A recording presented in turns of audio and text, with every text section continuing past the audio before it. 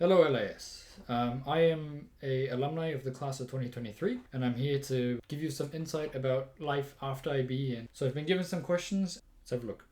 So I'm going to give a quick overview of my academic journey since leaving LAS and share how I got to my chosen field. My chosen field is computer science. Specifically, I'm doing a dual major in networks and cybersecurity and software development at AUT, Auckland University of Technology. As a kid, I was always interested in technology and big infrastructure, computers, technology, how everything works together, optimization, that kind of stuff has always interested me, so it was natural I went to this path. But of course I had to go through the IB program just like you are. Next question. Okay, let's talk about some challenges that I faced during university and how my experience at LAS has helped me. So I haven't really had any challenges since starting at AUT. Struggling through the IB has honestly made uni feel like a walk in the park. If you keep working in uni the same way you have been working in IB, planning ahead and actually doing the work, staying on top of it, keeping up with it and checking in with your TA or your professor, you will be perfectly fine and uni will be a breeze, especially the first year. Once you've done the IB, first year uni is pretty much guaranteed to be a walk in the park. Biggest academic or personal changes that I have encountered, there hasn't really been one big change, but it has been a whole lifestyle change. I am now in Auckland, New Zealand, which is about 18,000 kilometers away from Leipzig, so it's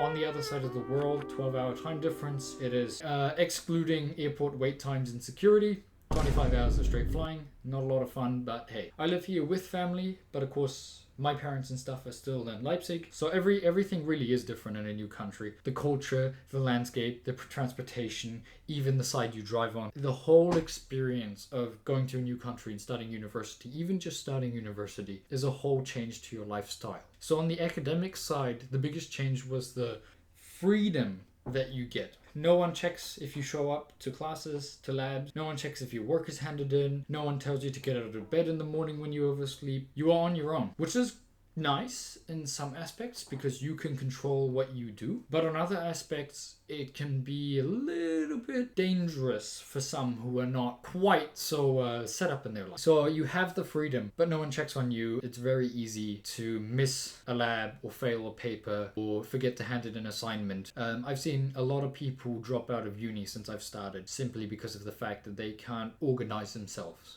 Great. Next question. How did I balance the rigorous academic demands of university with your personal life and extracurricular activities? I've primarily been focused on my studies. The best advice I can give to someone is make a routine that fits in with your uni schedule. So your uni schedule has to be the root of your entire routine. And everything around that you can shift around how you want. Uni is a lot of work and assignments, and they will pile up quite quick. It's kind of like at LAS. Every so often you'll have like 2 or 3 weeks where they'll just be exam after exam after exam after exam. So keeping on top of that and making sure everything is organized. Cool. Next question. What strategy did you use to maintain well-being amidst high expectations at university? Honestly, like I said, the planning out and keeping on top of all the work. The other thing that is very important to realize about university work, especially if it's teamwork, is with teamwork, you have to expect that your teammates are going to be useless. And that is just it. A lot of them won't show up. A lot of them will do the bare minimum. A lot of their work will be to a low quality or a low standard. So you're going to have to go back and touch it up because guess what? They have work. They have other things to do.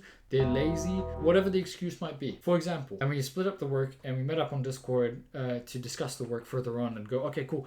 Everybody knows what they're going to do? Yes. 2 weeks later, the others hadn't done anything and the stuff was empty. We had to hand in like 8 or 9 documents and it was empty, pretty much empty. The guy literally just put down person 1, boss 1, admin 1. Very generic stuff. Hand-ins in 4 days. So we spent, I don't know, about 6 hours a day for 3 or 4 days just getting that done. One of the guys, I believe his name was Dan or Daniel, he disappeared.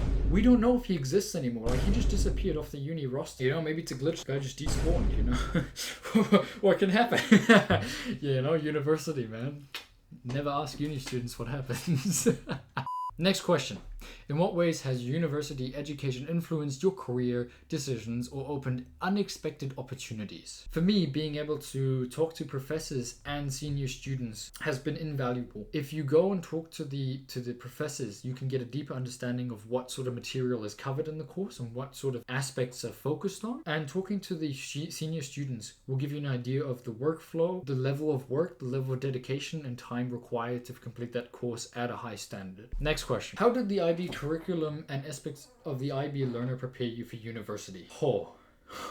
The IB program is like a university program, but taught under a school environment. What I mean by this specifically is in schools, the class time is shorter and you don't really have a dedicated lab and lecture time. It's not separated. I believe that this means that the IB is a lot harder due to the time crunch nature and the lack of quote unquote freedom the school environment provide. Lab times and lecture times is separate. So you get the information, you get to read through it in your own free time, which you have a lot of, and then you get to actually apply it. Next question. Were there any pivotal experiences during university or after that reshaped your career aspirations? Well, I haven't finished university yet. Gaining access to professors who teach the subjects that you have interest in can give you valuable insights into the program and career path opportunities. Next question. How did the community and networks at university enhance your goal? And how can LIS students begin building networks now? This is probably the most important part of year one uni. So I think there are about 5 steps for this that you need to know. First of all, really understand the career or area of study you want to get into. Secondly, show up to your lab, even if you can do the work at home, at least for the first year. 3, learn to profile people. And when I say profile people, I don't mean like, oh, he's this tall, he's from this country,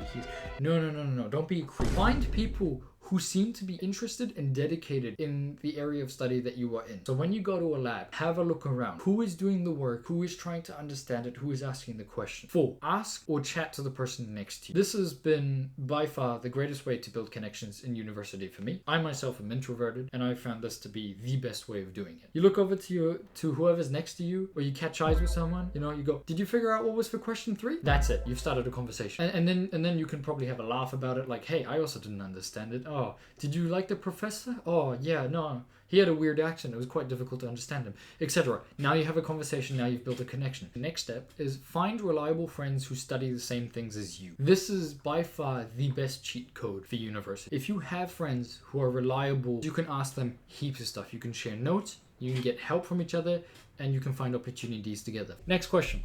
What advice would you give to LIS students who aspire to attend your university, especially regarding preparation during high school? I wouldn't say really attending my university because it really depends where you're going and what you want to study. But regarding preparation at the end of high school or when you're applying to uni, the main thing is be interested. So most unis, in the first year at least, are full of people who don't know what they want to study and aren't dedicated. So be interested, email people, ask people, be curious, put in the work and effort. That is all I can say. How did the culture at LIS prepare you for university and beyond? This is an interesting question because what is meant by culture can mean different things. And really what pushed me, or what part of the LIS culture pushed me forward, was the mentorship, especially in IB.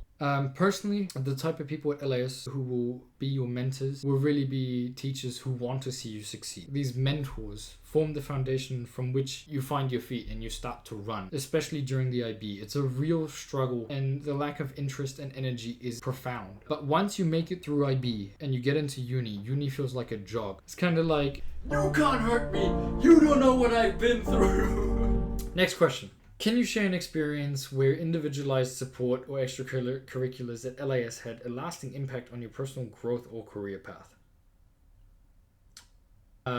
I will say I did go to learning support because I have dyslexia and ADD, which is a non-hyperactive version of ADHS. ADHS? Yes. See? Prime example. Initially, I hated it. You can even ask Mr. Mitzes.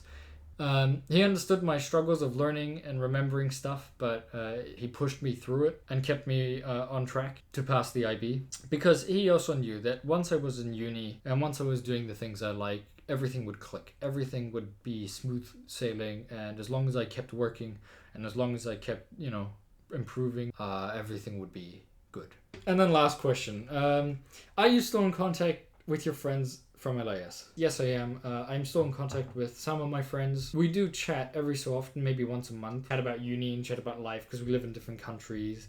You know, my one friend's in Delft Uni, Netherlander. He's studying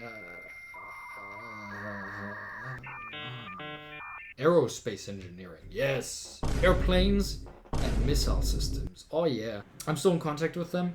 And when I come back to visit Germany, I do catch up with my friends when I can. So, yes, I still am. I think those are all questions. And yeah, good luck with your exams.